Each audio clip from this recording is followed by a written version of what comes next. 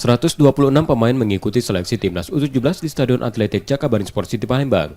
Pelatih Timnas U17 Bima Sakti bersama Direktur Teknis PSSI Indra Syafri memantau proses seleksi tersebut untuk Kota Palembang. Proses seleksi berlangsung ketat namun transparan. Tidak hanya kemampuan individu yang dilihat, juga pemahaman pemain tentang taktik dan sikap pemain di lapangan.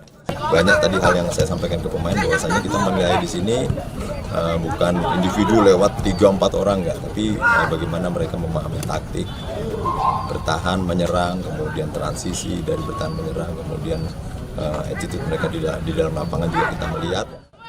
Bima Sakti juga belum bisa memastikan berapa pemain yang nanti akan diambil dari proses seleksi. Pemain akan diambil disesuaikan dengan kebutuhan tim. Nur Muhammad, Kompas TV, Palembang, Sumatera Selatan.